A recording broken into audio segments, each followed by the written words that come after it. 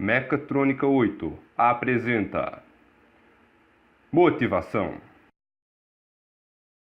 3, 2, 1, Deus no comando sempre. Oi, tudo bom? Meu nome é Rafael e eu vou falar sobre motivação, conceito e motivação no ambiente de trabalho. Qualquer barulhozinho tem plateia, mas vamos lá. Então, gente, motivação é algo muito pessoal.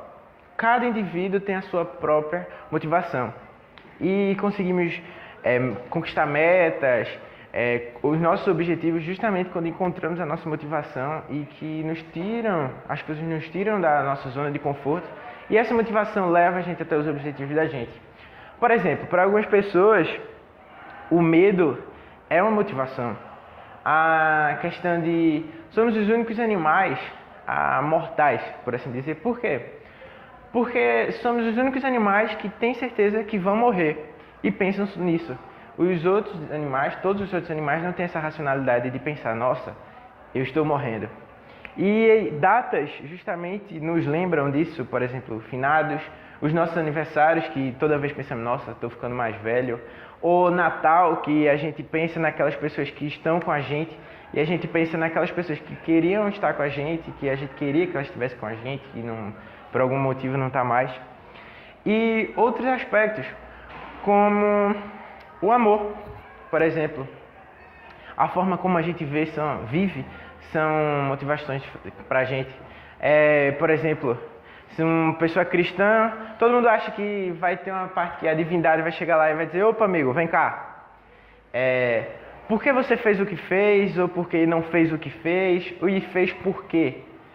São essas questões que a gente se pergunta e muitas vezes são essas questões que motivam a gente. No ambiente de trabalho não é diferente. Quando pensamos que o chefe está pressionando ou que agora a gente tem filhos para criar e precisa sempre manter o nosso emprego, conquistar cargos mais altos, superiores, isso motiva a gente. E é isso o que está entrelaçado nos nossos objetivos, nos nossos deveres, a motivação. Quando você acorda de manhã cedo, numa manhã fria, e bate a canela na ponta da cama, você só quer motivação para continuar em frente. E várias teorias, várias pessoas falaram sobre isso. Eu agradeço a todos os filósofos que me deram base para apresentar isso para vocês. E é isso.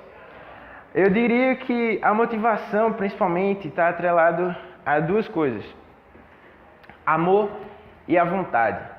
Quando você ama, você cuida. Isso quando eu digo à minha mãe que vou fazer uma tatuagem, ela diz, não, você não pode fazer isso.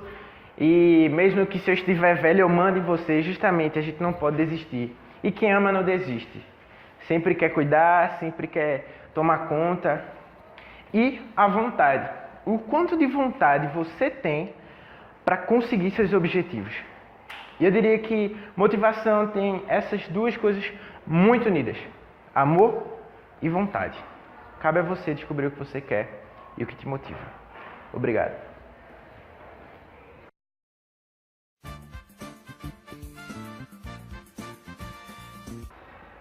Boa tarde, meu nome é Pedro e eu vou falar sobre algumas teorias com relação a Maslow. Bom, Maslow foi um filósofo, certo? Que ele estudou a motivação. E dentre esse estudo, ele chegou a uma conclusão dessa pirâmide, que é a famosa pirâmide de Maslow. Ela retrata as necessidades básicas de cada ser humano e faz uma hierarquia. Aqui a gente vai ter a necessidade fisiológica na base da pirâmide, ou seja, primeiro o ser humano ele busca as suas necessidades fisiológicas, que são respiração, comida, água, sexo, sono, enfim, as necessidades básicas do ser humano. Depois vem a segurança, que é a segurança que ele tem de se sentir seguro, certo? E de segurança, moradia, uma saúde de qualidade, isso tudo você se sente seguro com relação a isso. Depois na pirâmide a gente tem o amor e o relacionamento, que é aquela vontade que o ser humano tem de se agregar num convívio social, por exemplo, no meio familiar ou então de fazer parte de um grupo. Depois a gente vai ter a estima, que ela vem carregada de conquistas, respeito dos outros, respeito aos outros. Então, além de, depois que ele está no convívio social e está engajado no grupo social, ele quer ter respeito, ele quer ser respeitado e sentir que ele é importante naquele grupo, que ele faz parte de um grupo e ele é importante naquele grupo. Depois disso, a gente vai ter realização pessoal, que está no topo da pirâmide, que é tipo, depois que isso aqui tudinho ele foi saciado, todas as necessidades foram saciadas, ele vai ter a realização pessoal, que seria a moralidade, criatividade, espontaneidade, solução de problemas, ausência de preconceito, aceitação dos fatos. Beleza, pode passar. E dentre essa teoria que tem, dessa hierarquia, veio uma teoria de Herzberg, que falava sobre os fatores higiênicos e os fatores motivacionais. Os fatores higiênicos são todos aqueles fatores que a presença deles não motiva o indivíduo, certo? Mas a ausência desmotiva aquele indivíduo no seu meio laboral. Por exemplo, no ambiente de trabalho, a pessoa vai querer por exemplo, um garçom. Um garçom, ele precisa de lápis, caneta e uma bandeja. Não, se um garçom ele for para o trabalho e não vê a ferramenta de trabalho com que ele tem que trabalhar, ele não vai se sentir motivado. Porém, se ele chegar lá e tiver essas ferramentas, ele vai dizer, poxa, não vou trabalhar todo motivado hoje porque eu tenho minhas ferramentas de trabalho. Não, ele precisa daquelas ferramentas e é um fator higiênico, ou seja, é básico para qualquer meio laboral. O outro fator é o fator motivacional. O fator motivacional é aquele fator que a sua presença motiva os funcionários, certo? Ou a pessoa, mas a sua ausência, ela não vai desmotivar. Então, a sua ausência não é aquilo que vai desmotivar o cara. Então, basicamente é o seguinte, fatores higiênicos é um fator que quando eu chego numa empresa, chego numa indústria, eu espero que tenha, certo? E os fatores motivacionais é aquilo que eu não espero, mas que sua presença, quando tem isso no meio laboral, me motiva a trabalhar. Como, por exemplo, reconhecimento, responsabilidades, avanços ao decorrer da carreira. Então, tudo isso motiva o funcionário ou aquela pessoa que está trabalhando a continuar naquele ritmo. Obrigado. Meu nome é Vitor e eu vou falar um pouquinho sobre os indivíduos no ambiente de trabalho e como eles podem se comportar entre si. No ambiente de trabalho, a gente tem diversos tipos de pessoas, diversos tipos de pensamentos, diversas formas de pensar. Então, a gente pode, dentro do ambiente, tanto o gestor como a empresa tem que saber aproveitar muito bem cada forma de pensamento dessas. Porque é dito que com uma equipe muito heterogênea em relação à cultura, é muito mais difícil você ter uma equipe de sucesso. Porque as pessoas vão ficar muito presinhas a um mesmo modo de pensamento. E saber distinguir os modos de pensamento das pessoas é o que vai fazer o gestor ou a empresa separar de acordo com o potencial, de acordo com a melhor coisa que aquela pessoa sabe fazer para cada setor específico. E se eu tenho uma pessoa que é mais engajada, que tem mais força de vontade, que toma a frente nas decisões, eu vou colocar aquela pessoa numa posição de direção ou de coisa do tipo, para ela ter o potencial dela visto como sendo positivo e para que ela também consiga enxergar que aquilo é algo bom para a empresa que ela está trabalhando. E a partir dela vendo também que ela pode contribuir com o melhor que ela tem, ela vai se sentir motivada para trabalhar naquela empresa.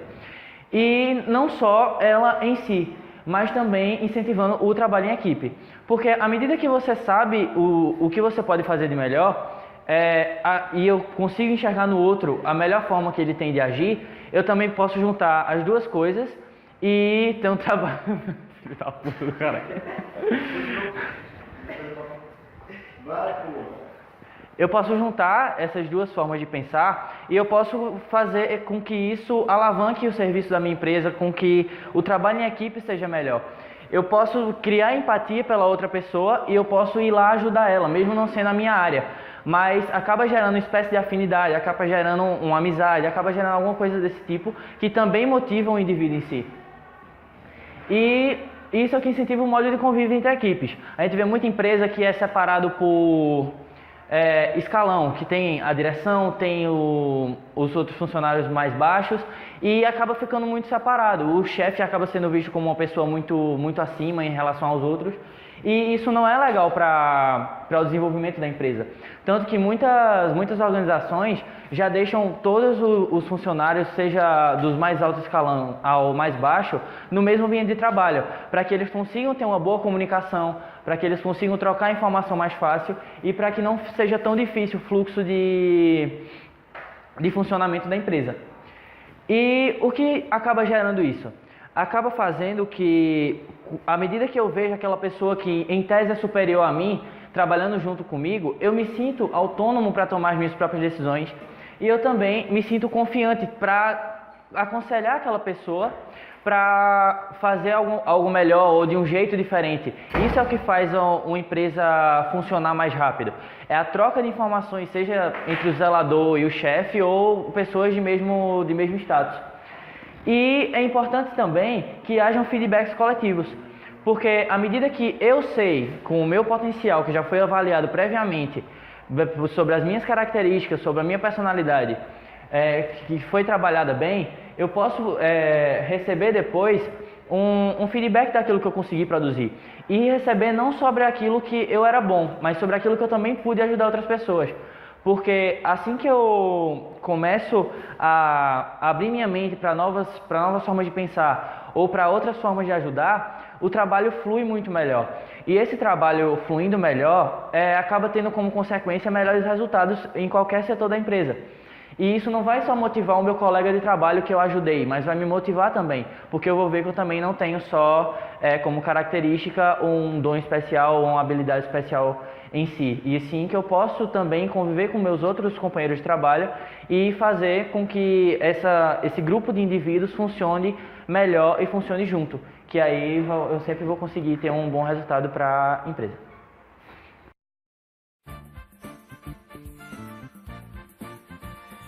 Bom, agora as organizações no ambiente motivacional e qual o seu papel? Pode passar. Bom, o papel das organizações no ambiente motivacional, ele tem como função valorizar o colaborador e deixar que esse colaborador que está na empresa, ele se sinta parte integrante, parte fundamental de um quebra-cabeça que é a empresa. Deve haver o envolvimento pessoal dos líderes empresariais por conta de dois motivos. O primeiro, ele tem que aprimorar e supervisionar os funcionários na empresa, ou seja, dando suporte, dando todo tipo de motivação para que a empresa possa fluir de uma maneira muito adequada. Outro fator bastante importante é que dinheiro não é um fator principal. Ou seja, muitas empresas pensam que se você aumentar o salário de um funcionário, esse funcionário vai se sentir bem na empresa, ele vai se sentir como parte integrante fundamental da empresa. E não é só isso. O reconhecimento e a recompensa têm que andar juntas em uma empresa. Ou seja, o trabalhador ele tem que ver que ele é uma peça fundamental por conta de seu trabalho. E não é só com o dinheiro e você aumentando o salário desse empregador que você garante que ele possa se sentir motivado e que ele... Como é que eu posso falar? Que ele possa se sentir motivado e que ele possa se sentir uma peça fundamental.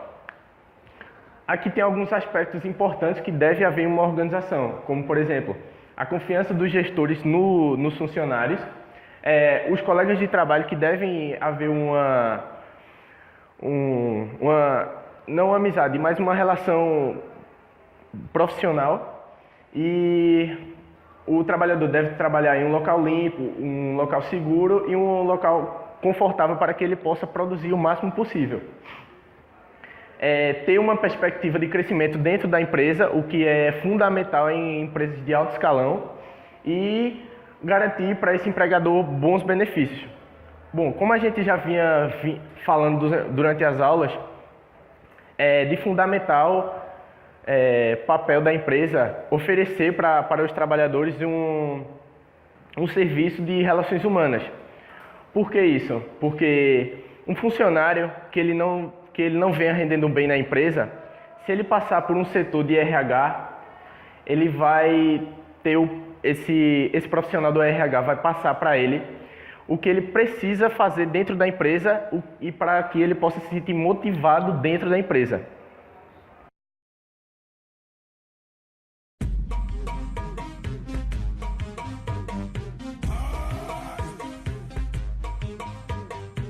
Olá, meu nome é Lucas e uma das chaves principais da motivação é o indivíduo compreender que ele faz parte de algo maior, ele faz parte de um todo, porque não adianta ele ir lá e fazer o trabalho dele sem entender o que está acontecendo.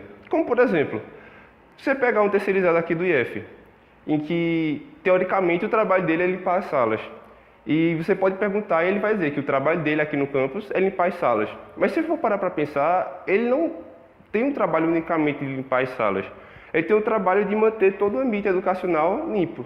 E sem ele, provavelmente a gente não teria um ambiente, a gente não teria um ambiente adequado para conseguir educar e conseguir ministrar as aulas. A gente pode pensar, por exemplo, em um corpo, um organismo. Você tem diversas células e diversos sistemas diferentes, e todos estão trabalhando em conjunto. Se você tirar o sistema nervoso de uma pessoa, não tem mais pessoa. Se você tirar o sistema digestivo, a pessoa morre. Então todas as partes são importantes. Você vai precisar que o indivíduo entenda que a função dele não é simplesmente fazer tal tarefa. O trabalho dele, na verdade, é auxiliar uma coisa que depende da tarefa dele e que também está sendo auxiliada por outras partes da empresa. O indivíduo entendendo isso, ele vai compreender o trabalho dele e isso vai possibilitar a sua motivação no ambiente de trabalho. Obrigado.